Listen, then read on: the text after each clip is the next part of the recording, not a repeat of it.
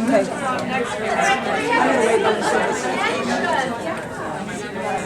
welcome to the Women's Physician Dinner meeting. We are going to make sure everybody is signed in. If you haven't signed in as you came in, you can sign in as you go out. We are recording it back there in that wonderful pair because when we had such a great response, we had to move. And so we can't have anybody call in to listen in, so we're going to have this available for people afterwards. So before we get started with the talk, I just want to remind people that the upcoming things that are for the Women's Physician section, the January 29th, that's a Thursday, is our winter social. We hold this at the Alumni House at the University of Utah. We would love all of you to come. We need lots of people to be good representatives. We invite medical students in addition to the residents, fellows, and then the physicians in the valley. So that's a fun social on Thursday, the 29th of January. Then we're going to have a book discussion like we did last year. We did Overtreated, which was an incredible book. We did it at Janet Balbier's house. We are going to pick a Saturday in February to have that. We have not picked the Saturday yet, but we have picked the book. The book is Thrive by Arianna Huffington. And if you've ever tried to get balance in your life or anything like that, Arianna Huffington's book is quite an interesting book to read. So that'll be it. Some Saturday in February, we'll get an email out to you. Then the next speaker is Thursday, March 26th. Sarah Woolsey will be talking on healthcare reform because, oh my gosh, healthcare reform just keeps changing. And so Dr. Sarah Woolsey will have some insights on that. And then in April, we are trying to get some state legislature, women state legislature people to talk on different types of topics. So we're going to see how that works out. We haven't set the date because we couldn't approach very many of them until the election was over. So, and we also don't want to do it right during the legislative season. So in April we're aiming. And then each year we do, encourage people to be involved with Susan G. Komen Race for the Cure, whether you're running or being a participant or volunteer. So those are our big talks coming up. We are got places to recycle. The only place, if you've got a can or a piece of plastic, when you leave, just put it back on the table. We don't have an actual container, but Jackie's going to make sure that the recycle bin happens. Tonight's speakers have nothing to disclose. No commercial supporting of this. This is Cammie Collette, family physician, and one of the co-presidents of the Women's Physician of the Utah Medical Association. Lori Swenson, general surgeon by training, now consulting for the state while taking a sabbatical and getting an MBA. Who are you? Rachel Nader, ophthalmology, practice. Diane Wilson, family practice. Florida Franklin. Mom? Heidi Kapanga, emergency medicine. Hi, Mom. I'm Dawn Baker with anesthesiology at the University of Utah. I'm Eileen Santos, and I'm anesthesiologist at Shriners Hospital. Elizabeth Thackeray, I'm an anesthesiologist at the Richmond Pediatric Hospital. Leslie Jones, Child Surgery Fellow. Ashley Graham, first year medical student. Carissa Maher, I'm a family medicine doctor at Midtown Community Health Center. I'm Lisa Saturnino, I'm family medicine at Intermountain in Park City. And I'm Linda. So I was hoping that someone here might be trying to make a decision that they would be willing to share with us. Yes, Maggie. Okay. I got invited to join this premier entrepreneurial networking society, but it costs $7,500.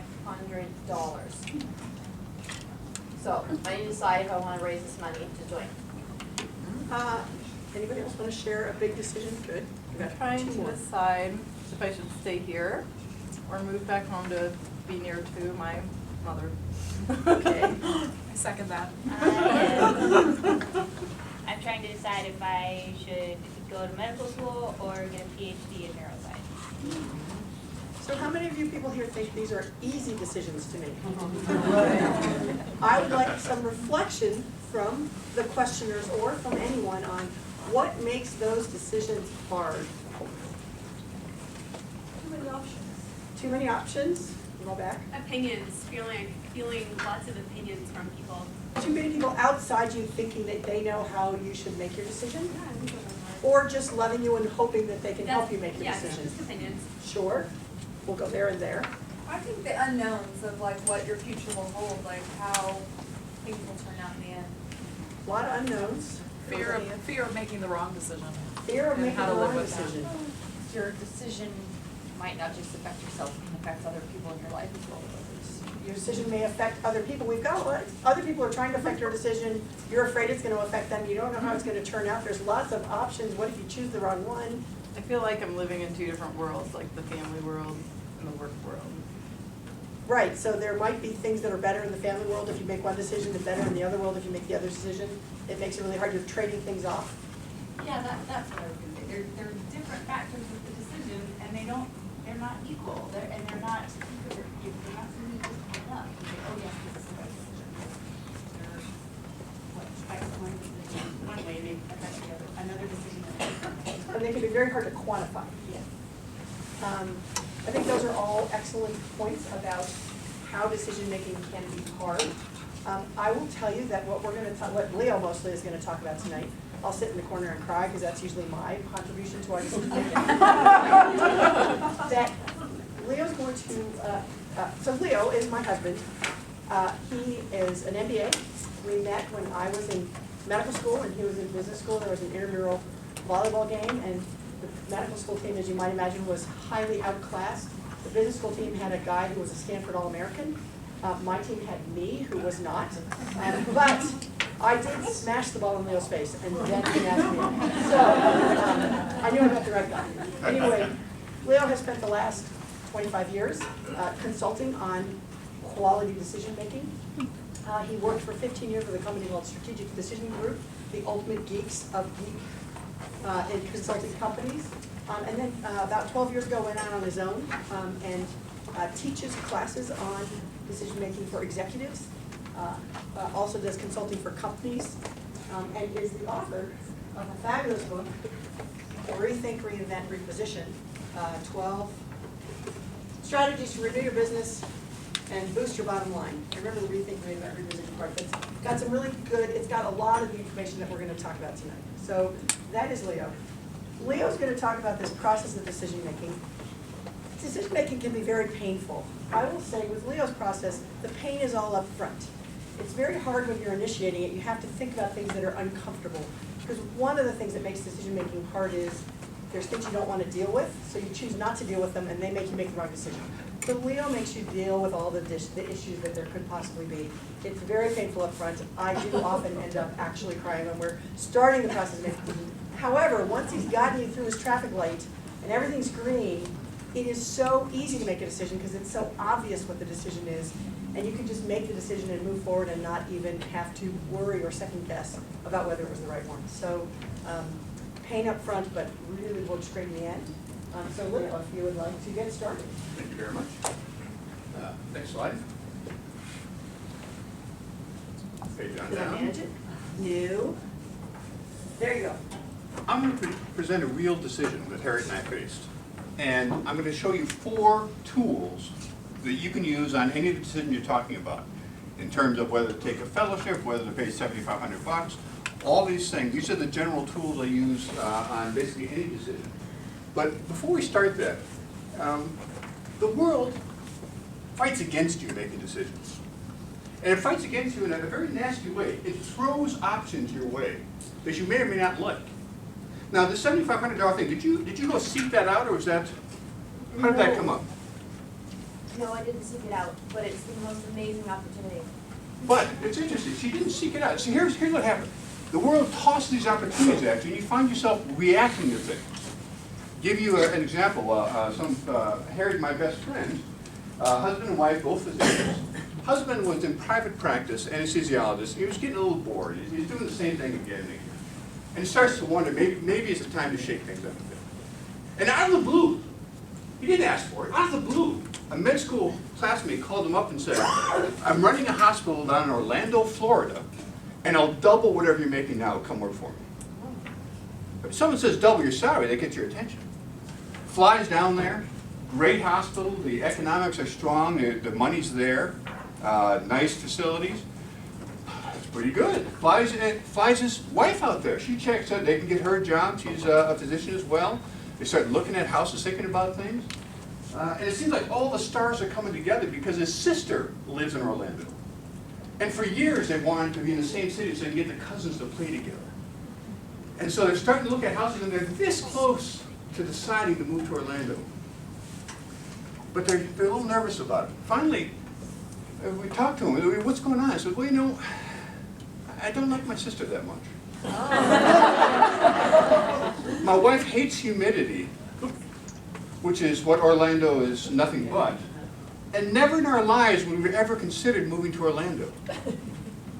So they were this close to saying yes to something that they would never have sought out. Because they were reacting. Raise your hand, how many people have had to react to a decision? Something gets tossed at you and you have to react to it.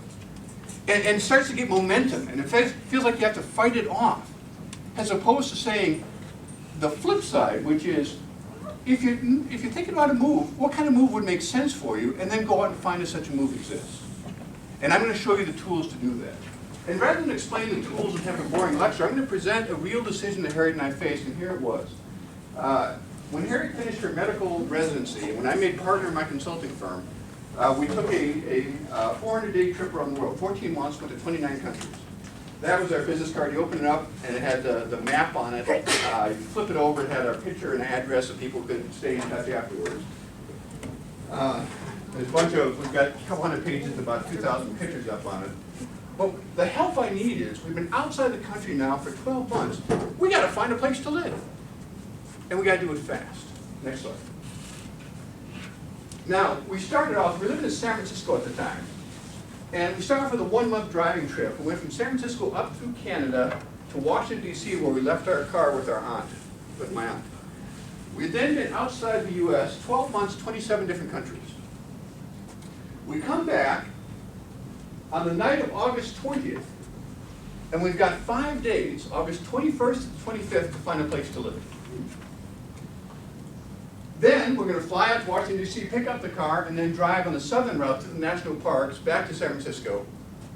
We'll arrive on October 2nd, and then we got 2 weeks before our job start up again. So we got to move fast, and we got to get a good place to live. Next slide. Just a couple of additional details here. Oh, next slide. Harriet was an anesthesiologist, she was on UCSF. If you've ever been up to University of California, San Francisco, it's right on the Golden Gate Park, up in the city. I was a full-time management consultant, and one of my partners had just sold a job with one of my old clients in New Zealand, so I was heading down to New Zealand for 3 weeks to kick off the project. And 50% of the decision team made it clear to the other 50% he would not be stepping foot on a plane until we moved in and settled. So we got to move fast. Next. How many people have been to San Francisco? Most people get there sometimes, lovely place, live there for 20 years. And I'll give you just a quick introduction to the city. I worked down in Palo Alto, right where Stanford is. Harriet worked up just north of the fog belt up in UCSF. There's sort of 2 main thoroughfares, north-south in San Francisco. There's 101, which goes in the flats, sort of industrial. 280, which goes up in the hills. Get a view, goes by the San Andreas Fault. You may not know you can choose your weather in San Francisco. It's how much weather can you afford. Because the fog is trapped inside the physical features of the city. And there's a huge fog belt. There's a place here called Daly City. One of the worst places to live in the country. 350 days a year it's fogged in. Drive 2 miles in any direction, brilliant sun. Okay? So that's sort of the setup. Now there's 6.8 million people live in the Bay Area. That's going up through Sausalito, down through San Francisco, through the peninsula, down to Silicon Valley, down to San Jose, up and over to Oakland and Berkeley, down to Hayward. And they live in 2.5 million places. Some of those are single-family detached homes, some condos, some apartments. So basically, we got 2.5 million places we could live, and we got 5 days to find out where we are going to live. Next slide. Now, could we delegate this problem, as I currently describe it, to a realtor? Say, call up a realtor. This is where Harriet and I are in Bhutan in the Himalayas. I'm wearing a Go, she's wearing a Kira. We're off, still on our trip around the world. We haven't come back yet. Can we just say to a realtor, find us a place to live? Any problem with that, or can we do that? Can't we delegate this and get some help? Yeah, they're gonna ask you for some parameters, so Yeah, right now, you still have to make decisions. if we just say get a place, that is insufficient to be able to guide them to find out places which would make sense for us. So we're gonna have to be more clear on what would be a good place, what would not. So right now, we don't have a problem which we really could delegate. Okay, it's just too ill-defined. Next. So, you're our consultants. What questions would you ask Harriet and me to help us make a wise choice on where we're gonna live? I'm gonna have you work in teams of 4, 4, 4, so sort of 4 3 at your tables separate out. You've got 2 minutes. What questions would you ask Harriet and me to help us make a good decision?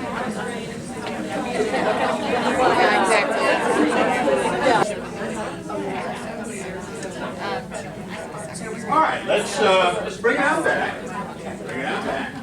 I'm going to ask you for your questions, and then after you give me a few questions, I'm going to walk through the slides we actually did and illustrate the tools for decision making. But first, I'll get your questions because you'll see how those fit into the tools. Who's got a question for Harriet and myself to help us make a wise choice on where to live? Yes, please. How much money do you have? How much money do we have? Well, I guess that's how much money we want to spend. One of my partners had just bought a house, and we talked to her loan broker, and we got approved for an amount up to X. Okay? We ended up paying 1.2 times X, but okay, so we had that amount, and what that did is there cut out some homes that were even more than that. So just as soon as we have that one, I'm going to call it given. Given, it's going to be in the realm of X. All right? That gives some guidance, not everything, but some guidance. I like that. What else? Yes, please. House, apartment, or condo? House, apartment, or condo. We had been condo folks saving up for the trip, and we just needed to own something. We didn't want people dancing around our heads like you get in a condo. We didn't want to rent. We've been living out of a carry-on bag for 12 months. And so we didn't do anything, we didn't do any economics on it. It's not that we ran a spreadsheet and said, hey, it's cheaper to buy. We said, we're going to buy because we just need to have something that we own, because we've been rootless for so long. That wasn't necessarily a rational decision, but it doesn't matter. As long as both Harriet and I have alignment on it, it doesn't matter if it was an emotional decision, rational, we don't have to prove this right. We're the decision makers, and we agree, we're going to buy something. Okay? What else? Distance from work. What's that? Distance from the work. Well, you know, it's interesting, because if you think about it, it takes about 45 minutes to drive from Palo Alto up to UCSF with no traffic. At 4 in the morning. Yeah.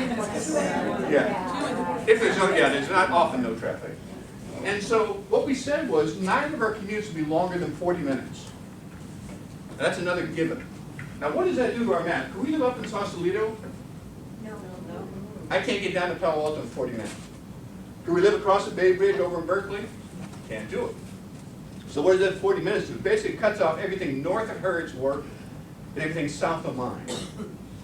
But then we think about who are the players and what do they want. The players and people who are going to be, whose perspective should be considered in making this decision, were myself and Harriet. And my mom was very interested. Nina wanted to have input.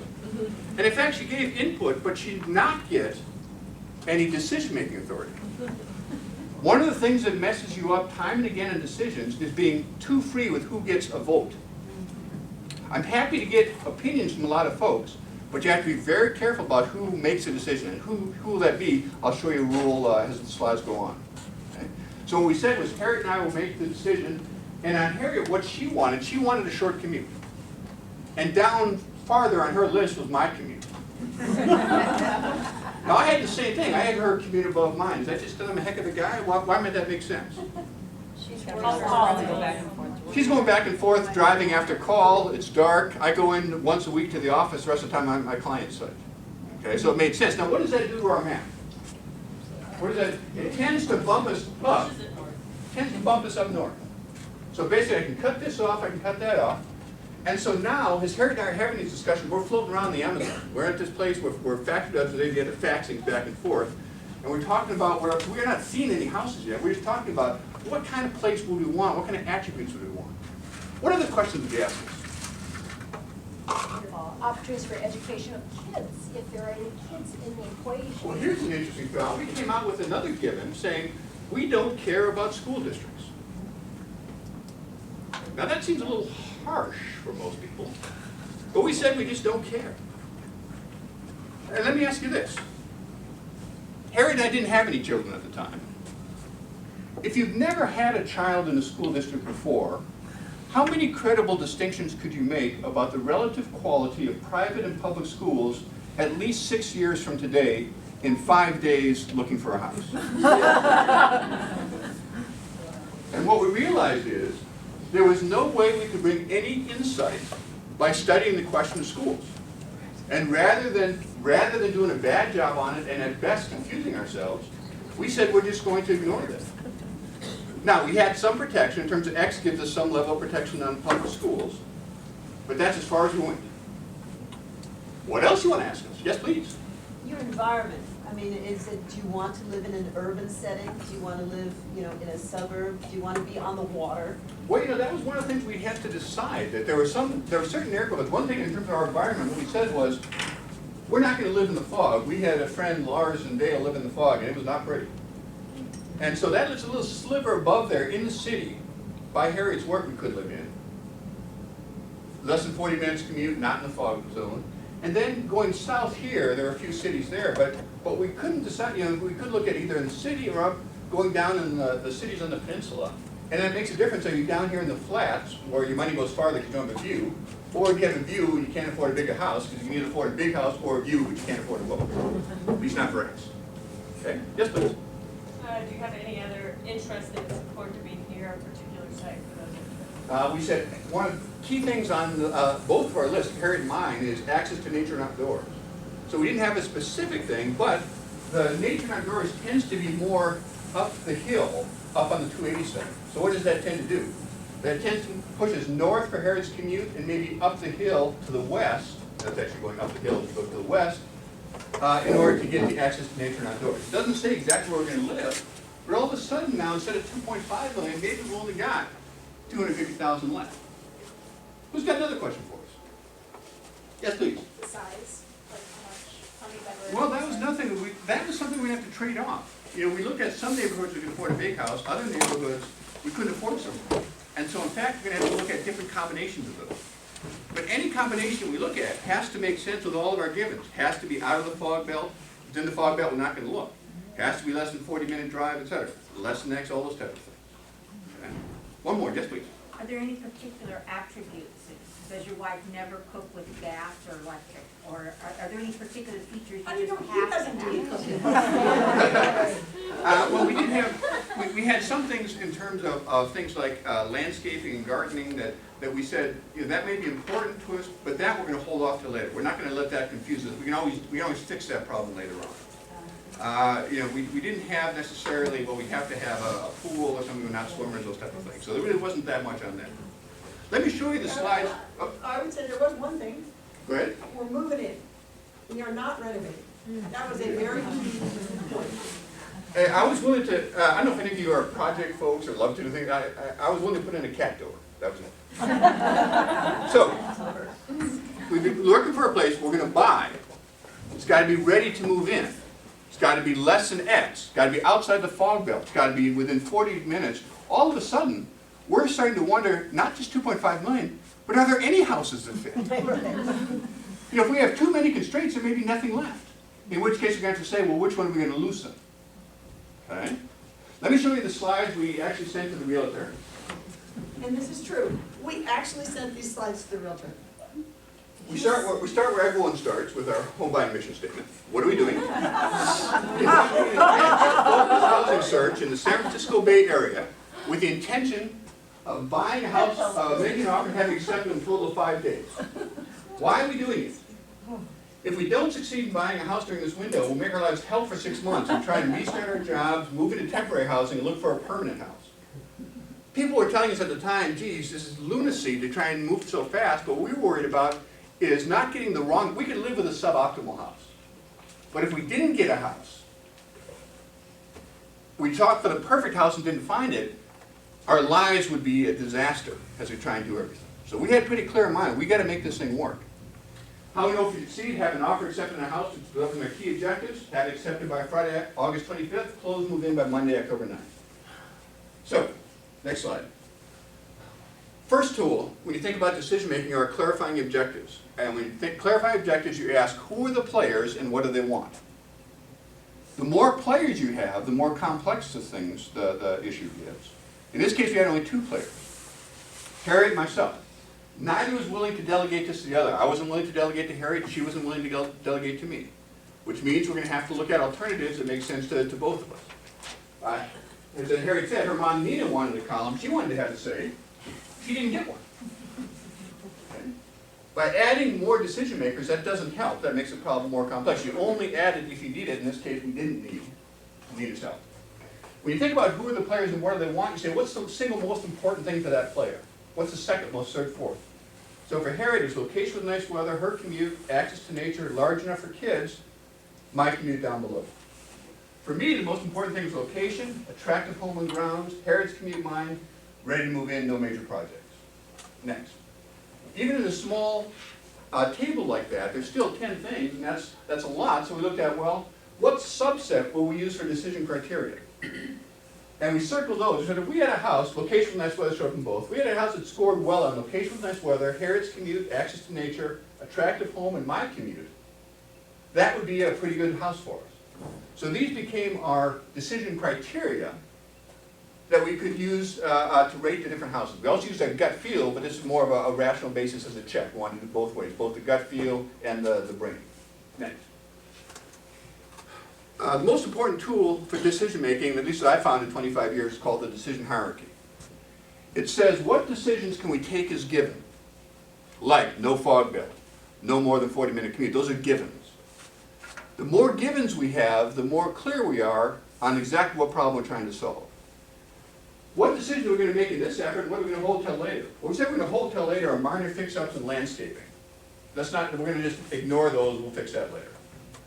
What we're going to decide in this effort is how big a house, how many bedrooms, where is it going to be, and does it have a view or not? Our givens, many of which you've given me, we're looking to buy, not rent, because we felt like we had to own something. We'll not make an offer for more than X, and we'll make only serious offers that demand attention. Now, why don't we try and lowball it here? Why don't we try and get a cheap house? Not enough time. We can't really monkey around. So we're going to have to pay up for a house. That's a trade-off we're willing to make. We're willing to pay a little bit more money. We're not going to look for the cheapest house, but we've got to get one fast. Harriet's commute gets more weight than mine, neither more than 40, won't live in fog, not fix-it types. We had a given here. We don't care about the style of house. We're going to, we thought we're going to live inside the house, not outside, and what we care about is inside. Well, we started looking at houses when we actually got out to San Francisco. It turns out we're way shallower than that. That there are a lot of houses we just looked at and said, no, I'm not going to live there at all. It just doesn't make sense. And so that was a given we thought was given, and we had to realize as we went through the process and learned more, that really wasn't a given. In fact, we had some real strong preferences on style of house. Not trying to evaluate the quality of school district, made one mark from the first few days. Next.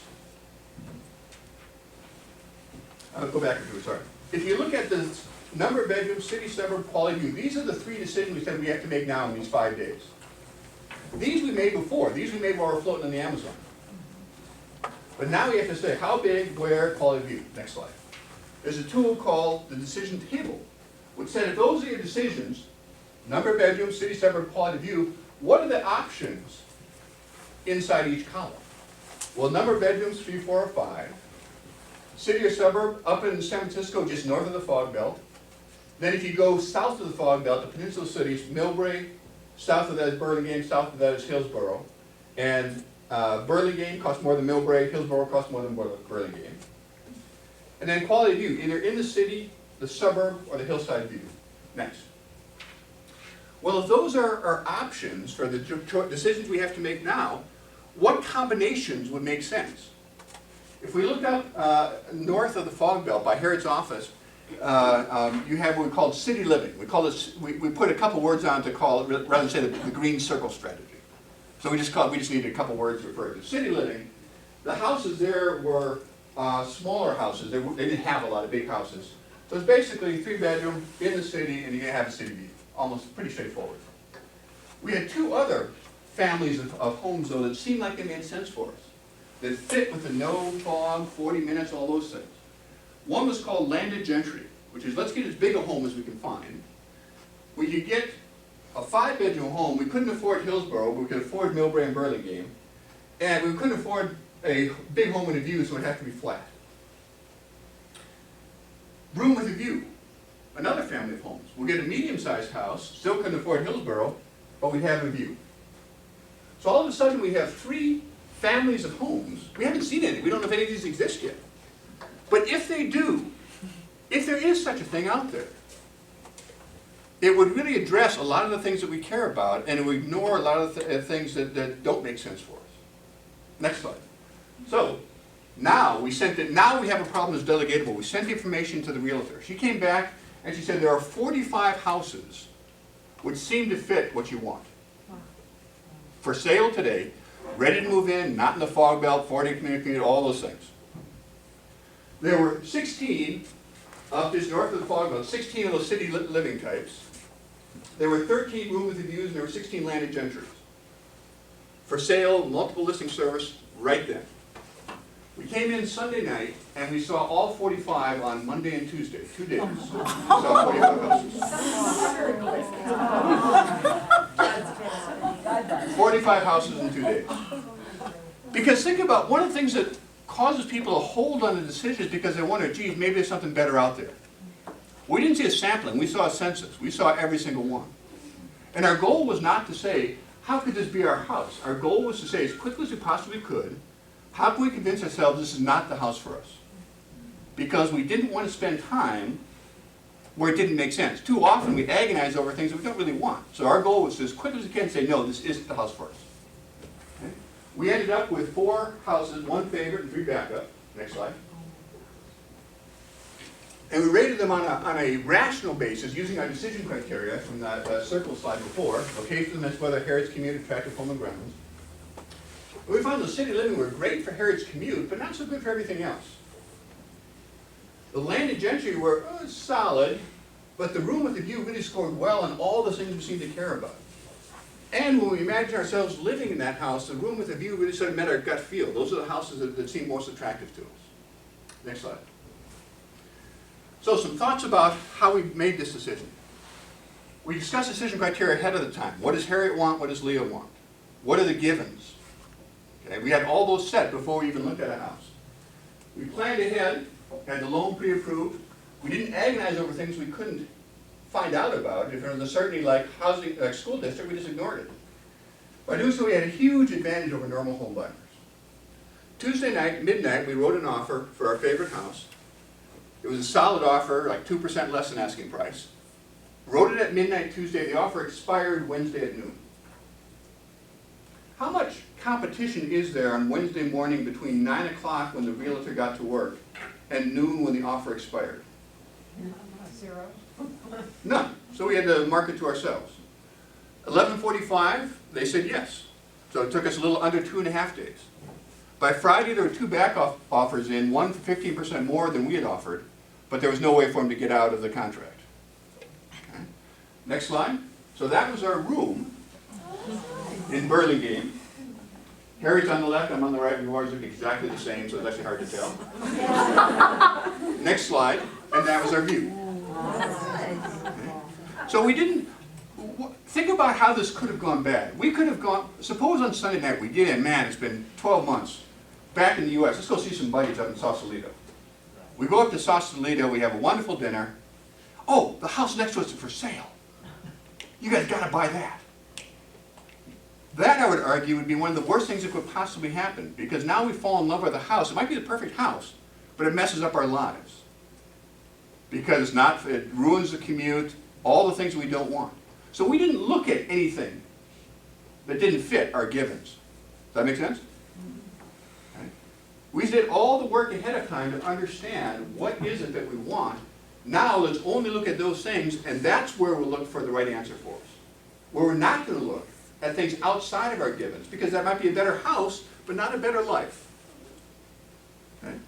Questions, comments, thoughts on the home buying example? By the way, Harriet mentioned this is a very painful process. She likes when I give this case, so because she thinks it makes me look like a freak, and so she gets her psychic reward. So I got to tell you this story of meeting with the loan broker. And we said, when do we have to have our offer accepted in order to move into the house, in order to close on October 9th? He said, that's not how it works. And Leo said, well, humor me. If it did work that way, August 29th, we went, okay then. And we had it done, August 23rd. So it's interesting when you use this approach because people just aren't expecting it, but when you get them to go along with it, I think he still tells stories about how we bought our house in 2.5 days. The question is, were you able to enjoy your time on the Amazon, or did you spend all your time figuring out all these? Our time on the Amazon would have been better, except the particular resort that was floating we were in was infested with cockroaches, and our guide would, I think, spent a little too much time in Berkeley in the 60s. And he'd take us out in the woods and say, there's over 25,000 species in the Amazon rainforest, and this is one of them. So we had plenty of time to be thinking about houses. All right, next slide. Let me go through that's sort of a specific example. Now let me go through the general approach and ideas behind decision making. Any decision, large or small, has 7 attributes. Here they are. First is objectives. When you think about objectives, think, who are the players, what do they want? Harry wants a short commute, we want a place where you have kids, etc. The goal is not to make everyone want the same things they won't. The goal is to say, who gets a vote, so who gets a column, and what's the most important thing, second, third, fourth. Next slide. Structuring says how we define the decision. Structuring is really done with the decision hierarchy, with those givens, what we're going to focus on now, we're going to hold till later. So we say no fog, etc. That helps structure it. It cuts things out that we don't have to look at. Next slide. Choices. If you don't have choices, you don't have a decision to make. So what are the real choices? We looked at, we could have rented, we said no to that one. We ended up with sort of 3 families of choices. Do we go live in the city? Do we live in a big house with no view, or do we live in a smaller house with a view? I mean, that sort of came down to our 3 choices. Next. Knowledge. Knowledge is, people think about knowledge what you know, but knowledge is much more for decision making. Knowledge is what you don't know, because there are no facts about the future. And as much as we studied school districts, we could never know the quality. So when you think about knowledge, you don't think about, well, the answer is 8. You think, well, 1 time in 10, it could be as high as 15, 1 time in 10 as low as 11. So that range of uncertainty that adds the risk to your return. So if I were to ask you, what is the impact of the Affordable Care Act on your number of people employed in your organization 3 years from now, what is your answer? Well, could be as high as this, could be as low as that. That's the way you think about uncertainties in the future. You don't agonize over, well, it's going to be 3% more, 7% less. Okay, it's not a very useful way to think about it. You think about how low could it go, how high could it go. Next. Evaluation. How do each of the things we can rate on things we want? How does living up by Harriet's office do in her commute? Does very well. How does it do on access to nature? Not so well, because you're already in the city. Okay, so that's just ranking the choices against your objectives. Next. Is everyone needed for successful execution aligned and committed? Which raises the question, aligned and committed to what? What is a decision? We've been talking about decisions all night, but I haven't defined it yet. You ever go to a meeting and you got all the big folks there and you're presenting and they're going, yeah, the heads are nodding? You leave the meeting and nothing ever happens? So heads nodding is not a decision. Maybe 90% of the way there, but it's not a decision. Is an allocation of resources that you can't undo. Until you've allocated the resources, you haven't decided. Next slide. So if you decide, and then decide again when it's time to invest, you never decided the first time. Because of the commitment of resources, dollars and people, that is the definition of a decision. So think sometimes, when things don't go well, ask yourself, did we ever really decide? Everyone was nodding, everyone seemed to be in agreement, but we never funded it. We never gave anyone time to make it happen. Next. Do we have the right people involved? Are we making this decision in a way that makes sense for us? Now, what makes sense for many people are consensus. Let's try and get everyone to agree. Okay? And I'm going to tell you the consensus is not just ineffective, it's not just poor process, it's evil. The dictionary defines evil as harmful or injurious and consensus is both. Next slide. Consensus holds an organization hostage to its least visionary, least creative, and least risk-taking person. It leads to endless meetings trying to reach consensus, and if you ever get there, no one can agree on a contingency plan, so you're stuck. So one of the most important decisions you're going to have to make about your decision is who gets a vote. If you give 20 people a vote and say we need to get consensus on those 20, it's going to take a long time and everything's going to get watered down. You're not going to have anything left at the end. Okay? So who should make the decision next? Let me talk first about, let me go over this. I'll talk about who should make the decision, but let me talk about consensus real bit. Go to the next slide.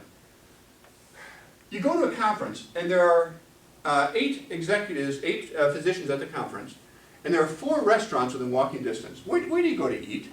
There's a Korean hot pot, a sushi, an Italian, and an Indian. Raise your hand. How many people think you're going to the hot pot? Sushi? Italian? Indian. It's actually a bigger spread. Normally, people go with Italian. Italian's the safest. Is anyone going to be confused as to how to eat the food? Anyone afraid of meatballs? Oftentimes, we think about how many dinners you have that end up to be Italian. Why? Because that's unlikely to offend anybody. It's the thing we can all agree to. Okay? But it also makes it probably not going to stand out. Not going to be highly memorable. Okay? But too often we don't worry about getting highly memorable. We just say, how can we not have anyone upset? Next one. Let me try this one.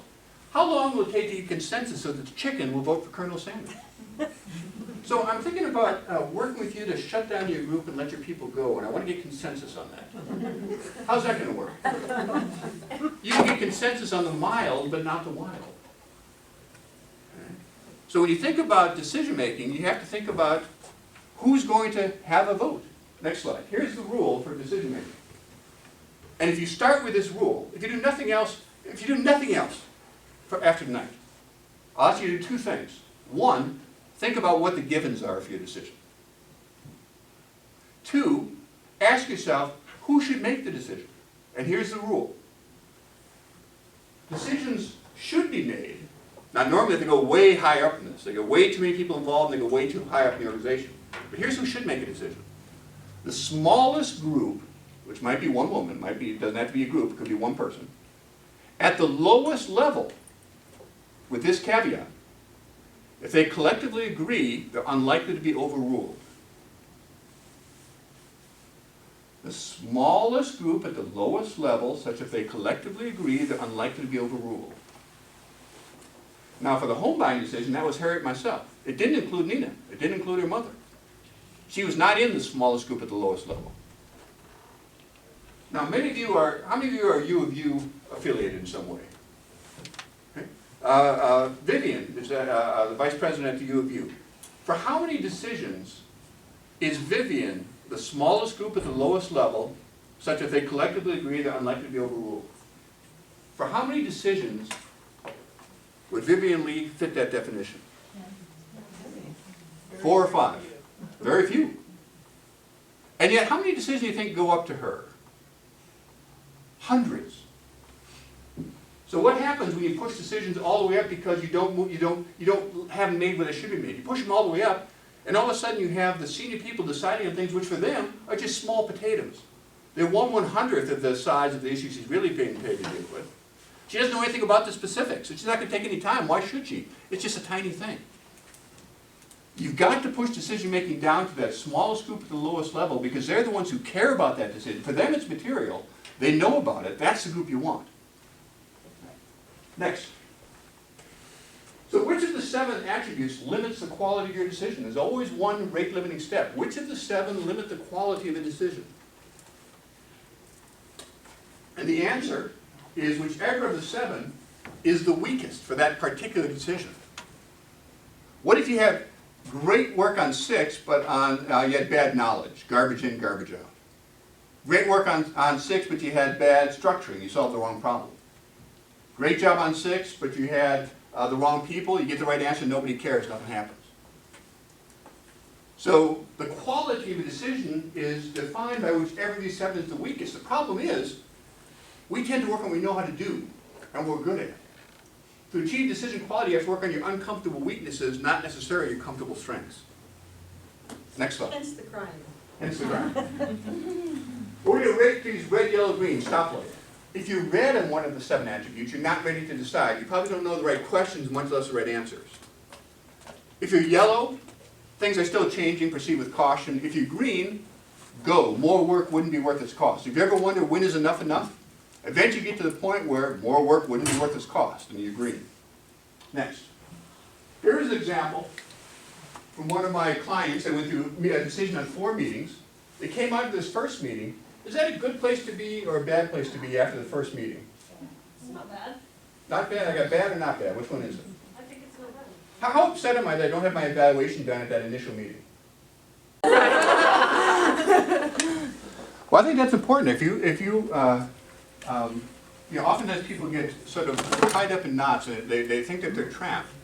And eventually you have to say, at the end of my life, am I going to be happy with the way I lived it or not? And if you look back and say, based on everything I know, if I stay here in Salt Lake, I can't be happy and I can't have a fulfilling life, that's a pretty strong signal. You know, and what that is addressing those high-level things. Okay? So let me try another. Tell me what the 7,500 thing is different. Why is it difficult? Yeah. Because it's an excellent opportunity. I could put it off. I mean, you know, I could use it later. There's kind of a time crunch on it. It's an educational week-long training. Basically, like you get it's like an MBA. I mean, I already have an MBA, but it'd be like getting another one in 1 week from all these high-level mentors and amazing things. Probably put together a group of people who could help fund my dream, like launch my own company. And I wasn't quite ready for it. I don't know. I mean, It was tossed at you. it was. And now you're reacting It's to it. something I want. And is this, okay, I have, there's also another thing with my decision making. I have faith and I believe in things like destiny. So then I'm like, okay, is this a message? This is something I need to do. Because when I listen to messages like that, good things happen, and sometimes when I ignore them, bad things happen.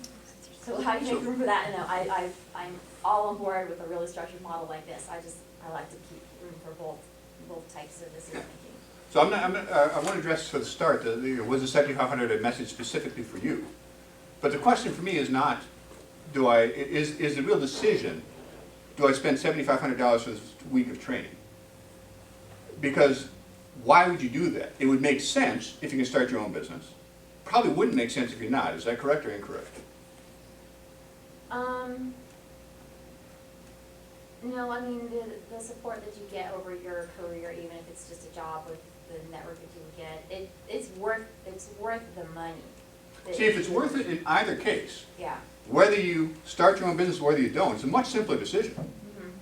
Then you don't have to argue about, well, should I leave my current thing and be an entrepreneur? Because, this is an example of uncertainty in the future. You know, uncertainty in the future. If it turned out that this only makes sense if you're an entrepreneur, you would have to decide before investing in this course, do I want to be an entrepreneur or not? If I do, step 1 is to attend this training. And the do I want to be an entrepreneur is before you go to the training.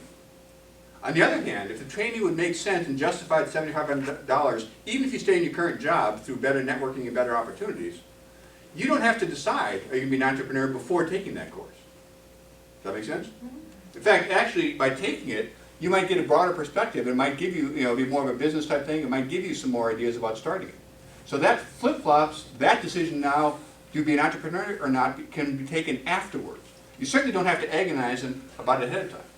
But she may decide she doesn't even want to, after being exposed like that, she doesn't want to become an entrepreneur and just continue her present course. Yeah, I would imagine if it's good training, you're gonna realize some things about yourself while you go through that week, which will put you in a better decision to say, am I really ready to quit my job and become an entrepreneur? So I guess my question is, do you have $7,500 to spend? That's the thing. I think that might be part of the thing. Some people, have MBAs, have $7,500 that they think they can just spend.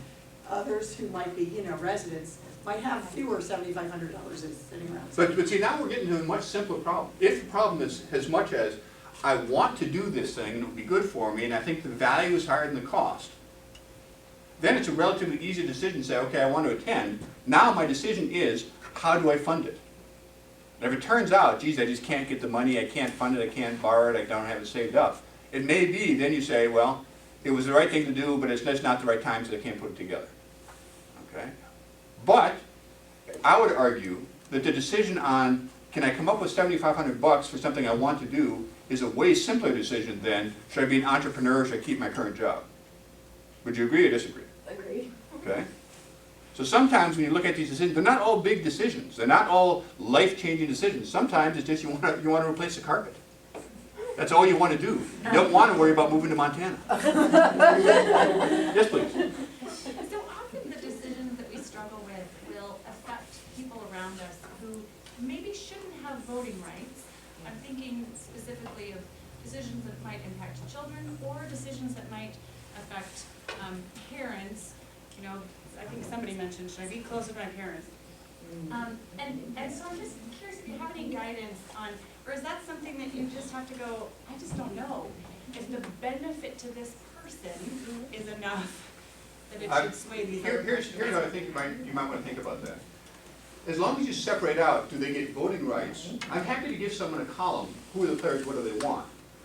But recognize they may not get a vote. Because I'll want to take, even if I'm not going to give Nina a vote as to where we live, Harriet's mom, I want to take her desires into account.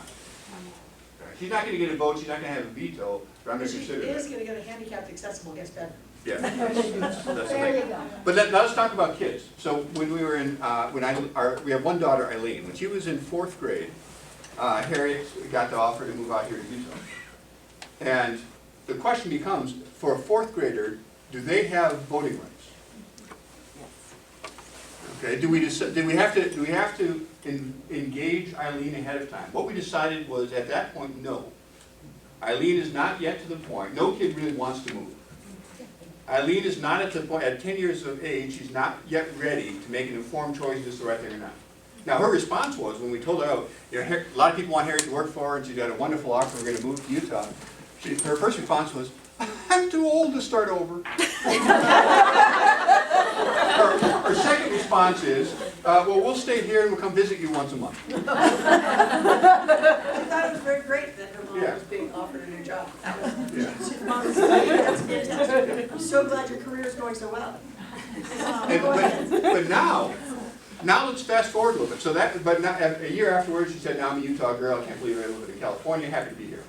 But now, Eileen is a 16-year-old, a senior in high school, and she's looking at colleges. And I got to tell you, I don't know if I'm in the smallest group at the lowest level, such if they collectively agree that I'm likely to be overruled. I don't know if that's Harriet, Eileen, and myself, or if it's just Eileen. I'm sort of thinking maybe it's just Eileen. We're involved in it. We're going to pay for it, at least our undergrad. So that's a big financial decision. But we told her we'll pay for it wherever you go, as long as it's one of these pretty good schools. So we will be involved, we'll be affected. But when it comes down to it, should I be able to overrule Eileen or have a vote even? When it comes down to that, I think now at 16 and a senior and having done pretty darn well in her career so far, I think she's at the level where she can handle that responsibility. And I don't think Harry and I have that much to add to it. We had our input along the way. We took her to see some colleges. We've talked about things. But in the end, I don't think we're the smallest group of those. I think it's just Eileen. So I think that's now the tables have turned. Yeah. And it sounds like you already gave yourself ultimate veto power. If you don't think it's a high-quality school, you're not going to pay. All of the schools that she's looking at, each of them meet the criteria. If she decides that she wants to take a year off, she started early. So when you think of alternatives, her alternatives are, well, she wants a small liberal arts college where it's cold. She's looking at Middlebury and Bowdoin and Bates and these very nice schools. Well, so you could say, well, she has choices about schools. She also has a choice. She's only 16. We started her way early in school. She could take 2 years off and do something else. I didn't travel until I was like 22 years old, my first plane flight. I caught up for it after that. I would love to have traveled earlier on. Maybe that's what she should do, and then go. Would we fund that? I don't know. She brought it up to us, she made a case, we might. So right now, the momentum is she's gonna choose from one of these very top schools, and if she gets in, we'll pay for it. Although, if she gets a lot of scholarship, Harry and I are getting a Tesla, so it depends on exactly how much she gets from the school. Okay? Any other, very good question, yes, please. Well, I was just gonna make a comment on this thing, family and friends. I don't necessarily think they get a vote, but I think what does have to factor into your decision is, how does it make you feel? Yeah. Like, no, mom doesn't get a vote, but if you never get to see mom, or if mom gets cancer and dies while you're away, how are you gonna feel about that? I think it's perfectly valid. And as a person with an aging parent who had a PE a couple weeks ago, and lives in North Carolina, kind of by herself, she has a grad student who lives with her in her little home. I would much rather have her where I can put her in my hospital. I hate this having her in some other hospital that I have to go fly to North Carolina all the time. So there is some decision-making component there. She's not as, I can tell her what to do. Turns out she doesn't know what to do. So from Nina's point of view, Harriet is not the smallest group at the lowest level about where Nina's gonna live. Not yet. Maybe another couple of years if she gets more infirm, maybe Harriet does become, and we all face that with our elder parents. Some days we start to make the decisions for them. But let me give you an example of the worst decision making I've ever had the experience of. On average, when I look at a whole room full of people like this, the worst decisions I've seen in my entire career were the ones made by my MBA classmates when they took their first jobs. They all went. They went to this MBA program. They shifted jobs into these, and they all took jobs that impressed their classmates. And so they went to Goldman Sachs, they went to McKinsey, they went to all these very high-end, fancy places, so it's the equivalent of Stanford or Harvard in academics. And they all did it because it really impressed their friends. But you know what? They never saw their friends again. Or maybe they saw them once at a 20-year reunion for an evening dinner. And what happens to MBAs? They quit their jobs after 2 or 3 years and move on to something else. Why did they do that? Because they took the wrong job in the first place, because they took the jobs that their friends wanted them to take and that would impress their friends. They gave their friends some of that decision-making authority, way too much. And they didn't stop and ask a tough question, what do I want to do with my life? And in fact, if they took something other than investment banking or high-powered management consulting, they were, geez, what's wrong with that person? They got looked at sort of odd. Why'd you come to this school if you're just going to take a job like that? You could have gone any place. So I think, when I think about decisions, I do think about my friends and family. I think about, do I want to be the kind of person who would go and then not, be so far away from my parents, etc. But there are some trade-offs we all have to make. All right? And at the current time, for Nina and for my parents, we're willing to live in different cities. Will that ever change? Maybe, maybe not. Because part of my life is about my parents, but part of it's about my daughter, part of it's about Harriet, part of it's about me. Okay? If we all say we must do whatever is best for our parents only, then we are not optimizing our lives, we're optimizing one piece of our lives. Yes, please. Unfortunately, a lot of decisions that we have to make, the relevant factors are unknown at this time. Yep. If you decide that you're gonna retire today, you don't know if the portfolio that you have right now will sustain you. You just don't know. Yep. You can do Monte Carlo simulations all you want, but disasters do happen. And if they happen immediately after you retire, you're in trouble. Yes. Or you can decide, well, I really want to travel, but I want to keep practicing, I'm going to do locum tenens. But then you're putting yourself in a situation where you don't know exactly how that's going to work out. It's hard to get the information on some things because it's not available. But here's the beauty, and I absolutely agree, it's unknowable how much money is enough to let you live the life you want to live until you pass on. No one can answer that. You can have actuarial tables and other stuff, but there's uncertainty attached.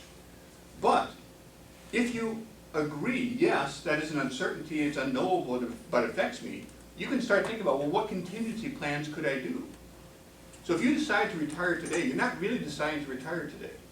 What you're saying is, I'm not going to work for a year, and then after a year, I'll see what happens. If it turns out your retirement account is cratered, you may be forced, in a way you hoped it would never happen, to go back to work. So if you say, I'm retiring today, that doesn't mean you'll never work a day in your life. It means I'm going to stop working now. I'm going to try and live off my savings. And as long as those savings hold up, that's what I'm planning on doing. But if something catches your eye, or you have a financial crisis, you need to go back, a later decision 2 years from now, you go back. So what does that say?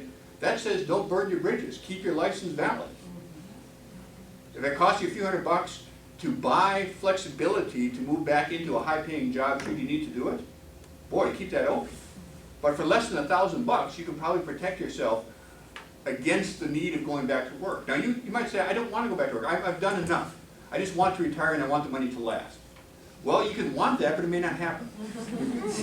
Okay? So separate out what you can control, which are your decisions, and what you can't control, which are uncertainties.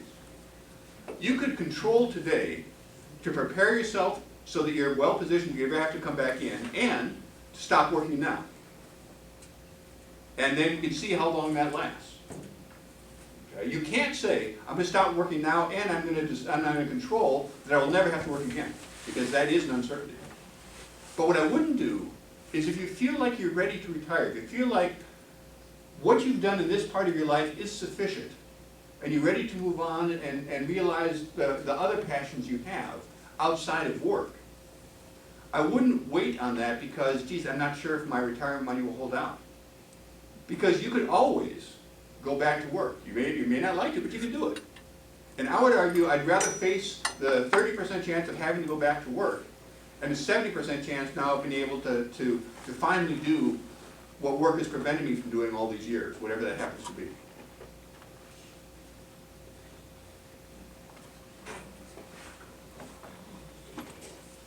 So you talked about the weakest link being kind of a determining factor, but so you've got two decisions that seem pretty equal.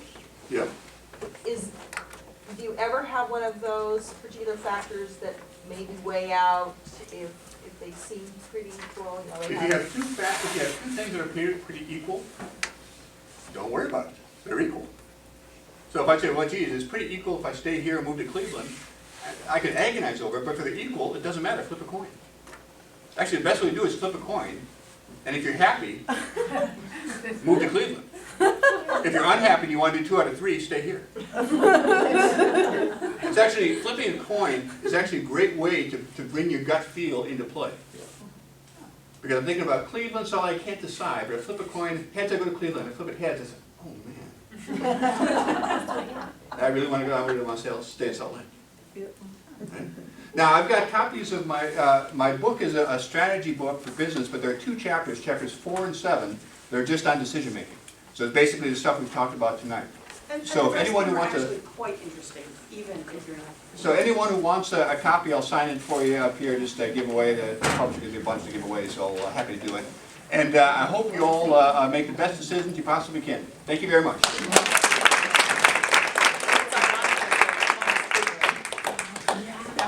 What's ironic is that